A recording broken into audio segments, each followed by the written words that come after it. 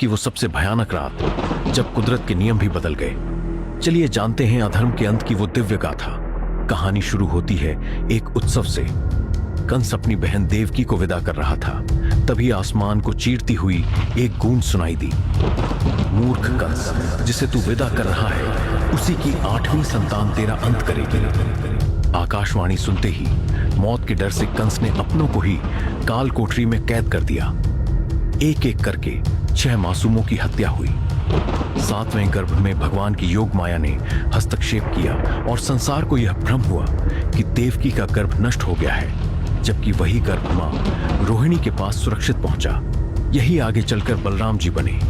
अब इंतजार था उस 8वीं संतान का, जिसका स्वागत करने के लिए पूरी कायनात थम गई थी। श्रावण मास, अष्टमी की वो अंधेरी रात, बाहर प्रलयकारी वर्षा हो रही थी और तभी साक्षात भगवान विष्णु प्रकट हुए।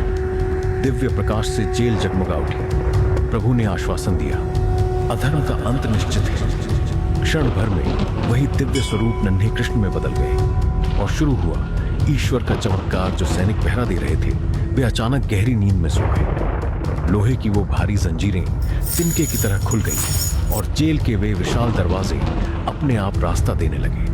वासुदेव ने कन्हैया को टोकरी में रखा और मौत के साए से निकलकर उफनती यमुना की ओर चल दिए। मूसलाधार बारिश थी, पर कान्हा को एक बूंद भी नहीं छू पाई, क्योंकि स्वयं शेषनाग ने अपना फन फैला दिया था। यमुना नदी उफान पर थी, मानो भगवान के चरणों को चूमने के लिए बेचैन हो। जैसे ही नन्हे कृष्ण के कोमल पैरों ने जल को छुआ, गरजती हुई यमुना अचानक से शांत हो गई और 2 हिस्सों में बंटकर वासुदेव को रास्ता दे दिया। वासुदेव गोकुल पहुंचे, कान्हा को यशोदा मैया के पास रखा और वहां जन्मी कन्या को लेकर वापस लौट आए। जैसे ही वे जेल पहुंचे, जंजीरें फिर जकड़ गईं और पहरेदार जाग गए। जब कंस उस कन्या को मारने पहुंचा तो वो बिजली बनकर आसमान में चली गई और गरजते हुए कहा, मूर्ख कंस, तुझे मारने वाला जन्म ले चुका है। कंस कांप उठा, क्योंकि जिस मौत से वो भाग रहा था वो अब उसके वश से बाहर थी। उधर गोकुल में माता यशोदा की गोद में वही बालक मुस्कुरा रहा था।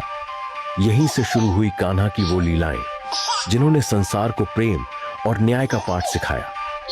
क्या आप कृष्ण की बाल लीलाएं देखना चाहते हैं? तो कमेंट में जय श्री कृष्णा जरूर लिखें।